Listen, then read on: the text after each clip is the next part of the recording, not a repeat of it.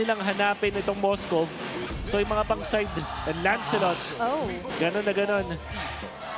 It's been a while. It's been a while. So 100% so far mga Lancelot. Pumorsyento na. Bibilang din kasi unang gumamit ito actually is going to be KarlTzy. But super fans, pwede nyo nang iscan ang QR code natin dyan sa screens and correctly predict the match winner to win 1,000 MLBB Diamonds. Huwag nyo na palagpasin na pagkakataon.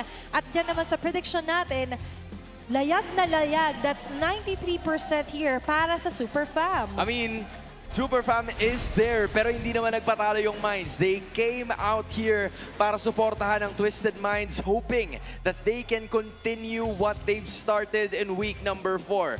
Looking at it, again, merong mga magagandang combination dito yung ONIC. You have Zushin, Harith, Kalea, Harith, with the Uranus actually doing the front lines. Pero para naman dun sa kabila, medyo tricky siya kasi kailangan mag-snowball ng maganda nitong si MP the King para gumana ng buo yung kanilang lineup. So they're putting all of their eggs in one basket over the first 2 or 3 minutes and hope for the best after that. And sobrang tricky niya na knowing na you're up against ONIC na very efficient ang early game. Di ba na-mention to ang keys to victory na ang Twisted is they have to take it to the late game if they want to get an upper hand laban sa ONIC. But with a Jushin on the mid, sobra, o hindi nga sobra doble yung magiging delubyo later on nga. Nung trio mid na sabi mong pasan-pasan ang mundo for Twisted at ngayon naging evident na nga yung ganitong klaseng challenge sa kanila, Hans. Yeah, I mean, tingnan mo yung ikot na ginagawa dito ngayon ng ONIC PH. They're immediately removing real estate mula sa Twisted Minds at mukhang ang pupuruhan nila. Una sa lahat ay itong si Lansu. Gonna be more than enough para makatakas siya, but that is one up para dito kay King Kong na kahit papano ay nakakuha ng jungle creeps already on the other side. Yun yung beauty ngayon ng recent patch na kung saan na pwede mo naman nakaw before prioritizing orange and purple buff dahil sabay-sabay na nga nabubuhay. Plus, not to mention for ONIC na hindi naman nila ikakatakot na masyado bumabad because of the passive here for Brusco. Meanwhile, for Twisted Minds, I feel like na katulad kanina, kailangan talaga sila yung mas magbabank on muna na magkaroon ng magandang foundation sa early part ng ating laban. Sa kita mo kanina, Wolf, no? From the start, si Kaloy, hindi siya masyadong nag-e-engage completely dun sa mga jungle creeps na hinahanap niya mula sa ONIC Philippines. Instead, pinoprotektahan niya lang si MP the King para mas madali talaga yung kanyang snowball. Dito kasi yung Twisted Minds, alam nila na pang late game sila, so pwede nilang gawin talaga maging patient. Make sure na nakapag-farm sila at huwag magpapadisaster laban sa ONIC. Kaya medyo naiintindihan mo ngayon, si Kaloy lang ang mamamataan dito sa unang pagong mula sa Twisted at nangangalahati na naman ang buhay nitong pagong. And then there's going to be a Tsunami Slam pero wala pala palang level 4 pero sa MP the King pa ang makakuha niya tapos may bonus pang kasama dahil si King Kong ang unang mawawala para sa kanila ngayon. Si Lansu pumapalag pa. Tatlo yung nasa ONIC nandito ay gusto ring makabawi sana pero Twisted Minds napaganda pa. Unang turtle goes to the Minds. In fact, napakaganda niyan para sa Twisted Minds. Hindi lang natin ramdam ngayon yung effect na 500 gold lang. The fact na napatay nila itong si King Kong, tapos nandun si MP the King para makapag-farm ulit. Nakuha nila yung turtle at nakakapiglas pa itong si Kaloy. Everything is looking good para sa Twisted Minds. Hindi lang mukhang malaki itong lead na to, pero sa perspective ng mga players dito, paangat na, uphill climb na to para sa ONIC. Magandang opening yun. And we mentioned nga for ONIC na mas early sana yung pag-pop off ng composition nila. For Twisted Minds, setting the groove this early means a lot, lalo na't sila nga yung mas gusto nila na mag-control ng mga laban. Yeah, I mean, for Lansu, specifically, napakalaking bagay nung nakuha niyang kill because this helps him elevate even more pagdating doon sa kanyang scaling. Sabi nga ni Wolf kanina, hindi pa natin mararamdaman completely yung mga ganitong klase ng kalamangan na meron sila. Pero yung Zaman Force ay bibitawan na naman nandun yung Raging Sandstorm at hindi na naman tatama yun. Pero si Aulay mabubuhay pa na bahagya. Push sa may bandang likuran at makakatakas pa ang gold laner ng Twisted. No casualties for both teams. Two purifies yung nagamit doon. One purify, I mean. But that helped etong si Awalan na mag-survive. Buti na lang si Kaloy handa para sa gank na yun. And of course, big credits dito kay Savero for doing that play. Ngayon makakapag-kuha siya ng counter turtle shields. Pero ngayon agang follow-up here for Aula with the SOD. Plus not to mention for Twisted, it looks like Gusto lang nilang gutumin muna yung ONIC. Hanggat kayang umiwas sa teamfight, iwas muna sila. Kaso kay Savero kasi napunta yung mga energy shields. So this is really a good sign para dito sa ONIC kasi meron silang hinaantay na scaling. 2.41 compared to only 2.29. So that's at least an item na kalamangan dito ni Savero in terms of the gold lane. Yep. Pero focus muna tayo dito sa may bandang pagong. It's still the same scenario. Kaloy, Brusco, Kirk, Super Friends may meet up dito sa Turtle Pit. Sasama na si Lansu pero under naman yung Raging Sandstorm. Sama mo na rin ng Phoenix. Tinatabog nila si Brusco sa may bandalikuran pero si Kaloy yata ang matatamaan at naliiga ng roamer ng Twisted Minds sa ngayon. Pulasan na naman ang Minds and the blue side is nowhere to be found in the Turtle Pit. Si Brusco na lang ang naghahanap pero si Lansu gumugusto pa. Okay, sasalo yata ng damage dito si Lansu. Just preventing members of ONIC na lumalim. Kaso too late na yata dahil napapaligiran na siya ng husto. Hindi na natin makita si MP the King sa screen. It's all King leading ONIC Philippines para mabawi ang gold lead. At kung nanonood kayo ng mga laban ngayon, ilang beses kong sinabi yung strength ng isang Harith. Like sinasabi, baka first pick pa yung Harith.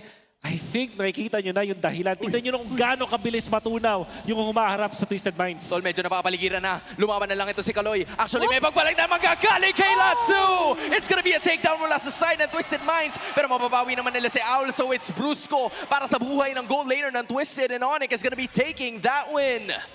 Looked like a great turnaround pero parang mas nalugi pa doon yung Twisted. Especially kasi si Moskov yung nabigyan doon. Nagugustuhan ko yung nakikita dito sa ONIC na nalugi sila dun sa unang turtle. Ang ginawa nilang focus is dun sa may top lane kung saan nandun yung gold lane. Bukod sa mga outplays na ginagawa dun ni Savero, yung mga movements mula kay Brusco, even committing 4 of their heroes dun sa may top lane, making it sure na magre-react yung Twisted Minds at masasayang yung early lead na meron sila. Napakagandang pag-divert dito ng ONIC dun sa top at pag-pressure dun sa top lane. Plus yung switch off ng lanes agad dito ng mga gold laners natin. Keeping healthy dito si Savero, na nakikita natin continuously pa rin nagpa-farm na ma-maximize nila yung richness ng Harith pagdating sa composition. With the Starlium Scythe on hand, hindi na pwedeng humarap dito si Au. Lalo na wala rin siyang Purify. Hindi na. So mabibigyan ng libreng lane. Savero, mukhang hindi dikdikin nila itong pag-pressure sa gold lane ng Twisted Minds. Wala sila magagawa sa pagpapatumba ng ONIC sa bandang ibaba. They now lead by 1.1k pagdating sa ating gold at tila 700 na rin yung kalamangan nitong si Savero kontra kay Owl in terms of the gold as well. This is going to be, again, silence bago mag-umpisa ang ating susunod na major objective. Yep. Pero silipin mo si Owl, mukhang may gustong umamba. May flicker yata na available pero si Savero nandun nagpakita na. Bibiling kaya yung trip? Pwede ba? Hindi na binili yung trip. May turtle na Lipat na lang rin tayo kasi. sa pagong. Kailangan muna nilang tignan kung sino nga ba yung mga nakaposisyon din sa pagong. As you've mentioned, yung trip ay re-reserve muna. Pero yung trip dito sa may bandang gitna, kumasa na. Pero pumalag na. Yung iba sa mga members, si Savero sumasayaw na kahit sa ilalim sana ng tore. Pero mauudlot yun. In fact, si Super Prince din napagamit na rin ng kanyang Crimson Beacon. Kirk is gonna be taking some damage but it's not gonna be enough para sa kanila sa ngayon na lapagan yung tore ng iba sa mga members at malinis na makukuha ni King Ayun Kong na. ang panibagong pagong para sa Super Fam. Pag kinidlatan na kayo ni Kirk, parang medyo nararamdaman mo na eh. Nakikita na natin dito na confident na ang ONIC Philippines, especially with one item dito sa isang Uranus na nag-make sure na wala ng DPS dito ang Twisted Minds. This is why I really do not like itong choice ng Twisted Minds na kumuha ng isang Moskov kasi parang naging mode sa kanila. Yup. Late game. Well, we did say sa Keys to Victory, Uy! take it to the late game. Pero na -1 agad. Okay. Itong si Brusco, so kahit na paano may pagbawi na ginawa ang koponan ng Twisted Minds, delaying what seems to be an initiation. May certain window naman na magpa-pop off dito yung Twisted Minds. Pero yung window na yun parang masyadong masikip dito, Wolf eh.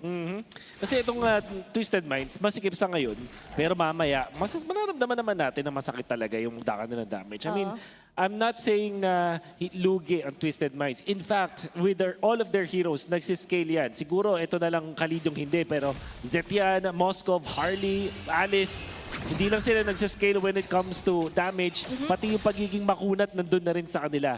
Problema lang is nawala sa kanila yung tempo ng laban dahil dun sa kakaibang ginawa ng ONIC, which is to go to the gold lane instead. Yep, we understand na they have to take it to the late game. Pero what about the early and mid, diba? Hindi rin pwede na masyado sila napapunish. And this is the scary thing.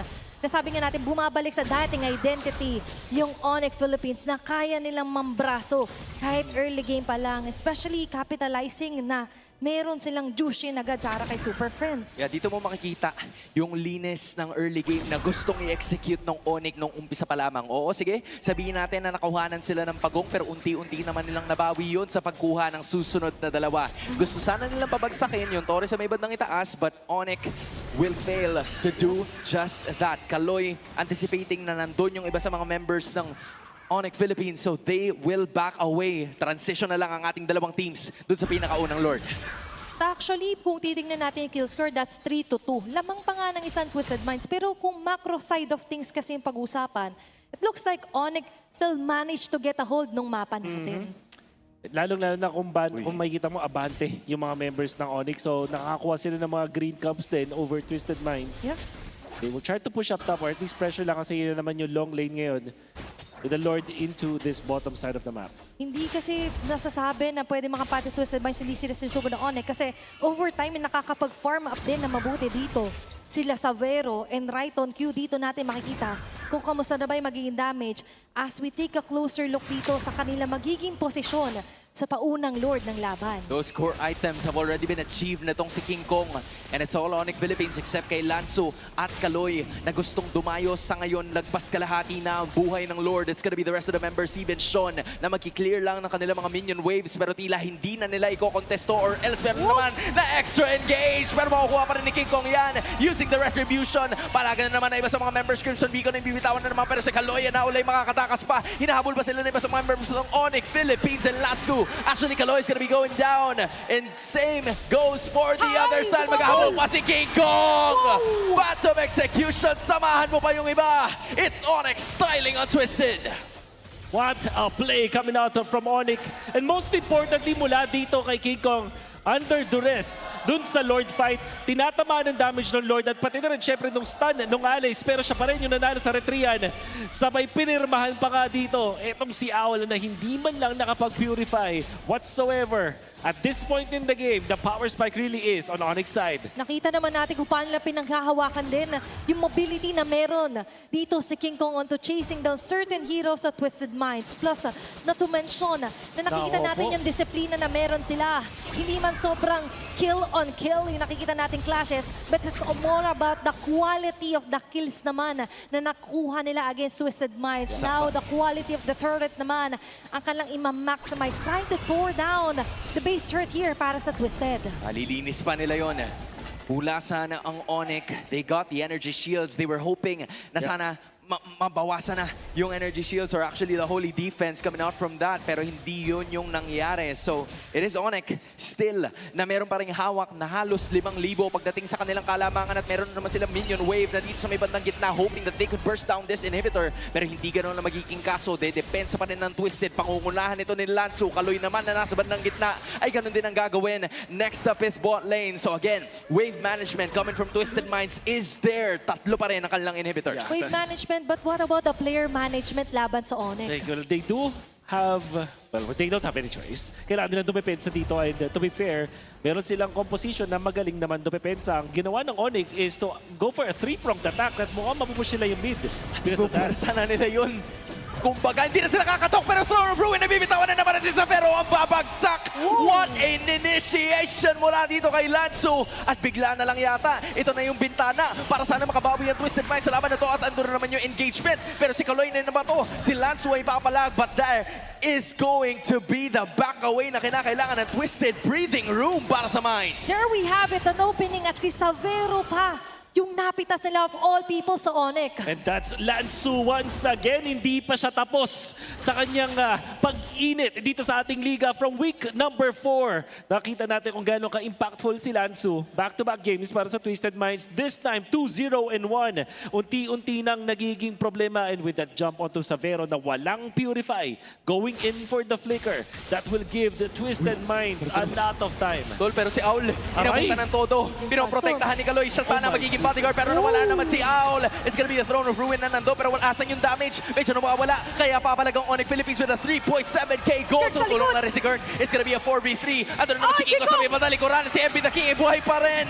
Kamuntikan, pero kada bliss ang atakas na gustong gawin ngayon nitong si MP the King at talagang nagtatarget na ang ONIC Philippines patungo doon sa base, and with 5 members still available, they might go for this. Atake na naman ng TWIS. Yung ONIC Philippines ay gusto na naman makadepensa, pero actually atake na sila, pero andoon pa rin ang Twisted Mind. Si Lansu ang mawawala with 8 seconds for Kaloy, 2 for Owl. This might still be a game.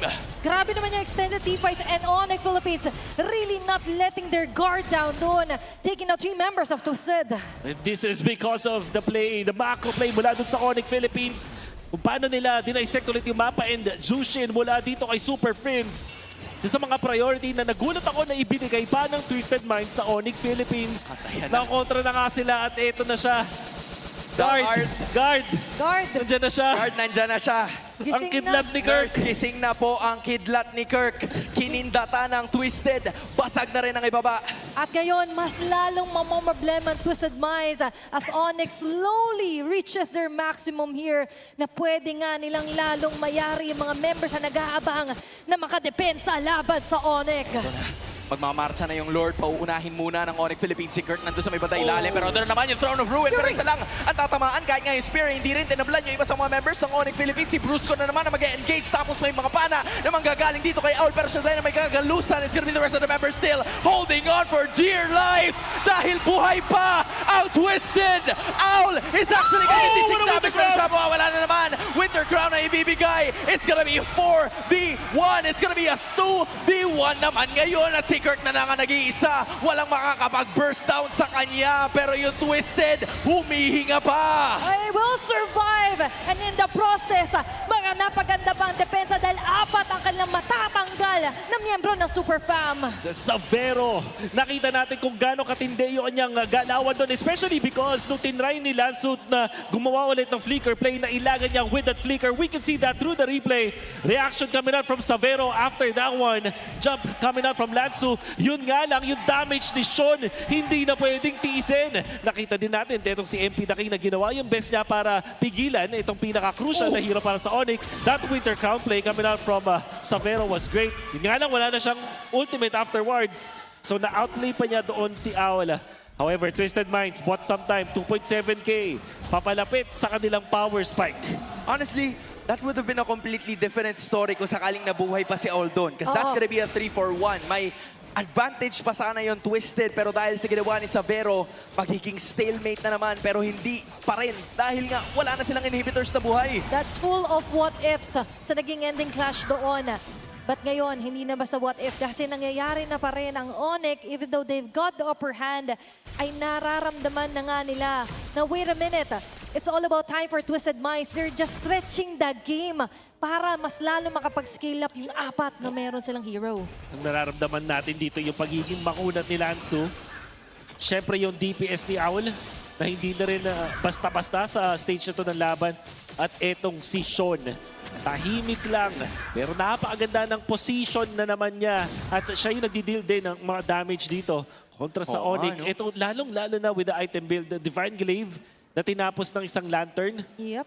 Hindi mo na pwedeng basta-basta tanggapin lang yung DPS niya. Ito na pares. Para sa Twisted Minds, may nangyayari na.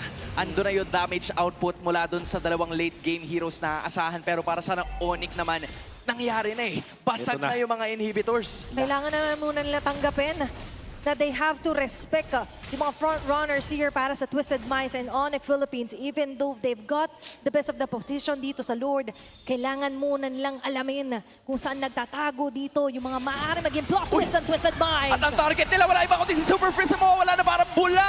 May tsunami slam na naman nabibitawan sana si Brusco, pero parang wala ng pakiyan Twisted Minds. Nandito naman si Savero para sana sumayaw. Ina-isolate siya ngayon ni Lansu. Pero wala si MP the King. Wala ang retry holder ng Twisted. It's gonna be a 1-for-1 at magpupulasa ng dalawang teams. Wow! King Kong saving the day para sa ONIC Philippines.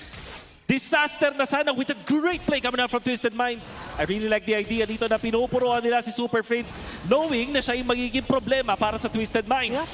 But now, King Kong, salvaging the fight para sa ONIC. Mabubuhay na si Super Prince. Magiging 5v4 to for 10 seconds. Another knocking onto the Lord. They're gonna have to make a choice now kasi lagpas kalahati na ang buhay ng Lord. Si Savero na naman ang tumatarget. It's gonna be another star! At si Cull! Ang nakakuha niyan, palaga na naman ng mga members ng Twisted Minds. Pero ang target nila ay si Kaloy. May imo pa naman kaya mabubuhay siya na bahagya. Pero may tsunami slam at wala na naman yung iba sa mga Ducky members ngayon ng Twisted Minds. Si Lansu ay buhay pa, doing his best to buy himself some time para sa Twisted na makapalag. Pero mawawala na rin siya. It's gonna be 3-4-5. Now ONIC is looking at the base. They've got their risky Lord, pero at what cost? MP? Dalawang frontrunners. Oh my God! King! Prediction malala! MP the King is still alive, but what a call! Read mula kay King Kong, tapos ngayon dalawa na lang ang sana dumidepensa. Si Aula mawawala. Too much! 5 pa rin ang buhay sa ONIC. Ito na yata ang oras. Si Sean dumidepensa pa, sinasamahan itong si MP. Pero nandito pa yung Lord, yung kanilang 6-man na dumidepensa pa rin. It's gonna be ONIC still looking for the attack. And tirada na naman kay MP para malak.